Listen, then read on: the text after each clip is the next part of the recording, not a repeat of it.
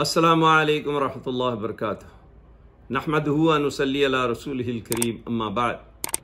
ہم مسلمانوں کو مبارکباد دیتے ہیں کہ قطر میں فیفا ورلڈ کپ ہو رہا ہے۔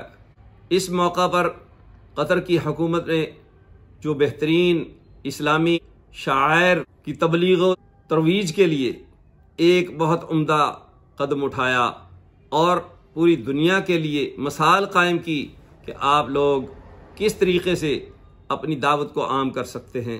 انہوں نے پوری دنیا کو پیغام دیا، غیر مسلموں کو یہ بتا دیا کہ ہمارا اسلام ان چیزوں کی اجازت نہیں دیتا، اور یہ وہی پیغام ہے جو مرثد غنوی رضی اللہ تعالی عنہ نے اناق کو دیا تھا جب اس نے برائی کی دعوت دی جو ان کی پرانی داشتہ تھی اسلام سے پہلے، جس کے ساتھ ناجائز تعلقات تھے۔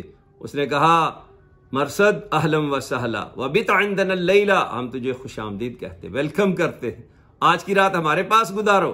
انہوں نے کہا کہ اناق یہ بات سن لے، قد حال الاسلام بینی و بینک، تیرے اور میرے درمیان اسلام رکاوٹ بن گیا ہے۔ ان اللہ حرم الزنا، اللہ تبارک تعالیٰ نے زنا کو حرام قرار دیا ہے۔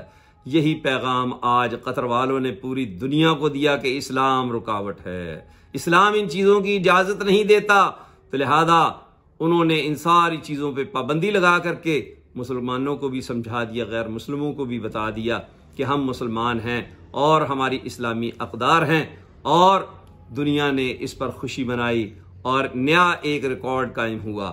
یہ اصل ورلڈ کپ ہے، یہ اصل میں ایک نیا ورلڈ ریکارڈ ہے جو انہوں نے قائم کیا، اور لوگوں نے اس پر خوشی کا اظہار کیا، اور اہل علم اور مسلمان اہل ایمان ان کے دلوں میں خوشی کی لہر دوڑ گئی۔ اللہ تبارک تعالیٰ سے دعا ہے کہ اللہ تبارک تعالیٰ تمام مسلمانوں کے اندر یہی جذبہ مرثد غنوی والا، قطر حکومت والا پیدا فرمائے کہ جہاں کہیں بھی ہوں اسلامی شعائر کی تعظیم خود بھی کریں، لوگوں سے بھی کروائیں، اللہ اور اس کے رسول کے احکامات کو اپنائیں اور لوگوں کو عملی طور پر بھی دعوت دیں۔ اللہ تبارک تعالیٰ ہم سب مسلمانوں کو عمل کی توفیق دے۔ والسلام علیکم ورحمۃ اللہ وبرکاتہ۔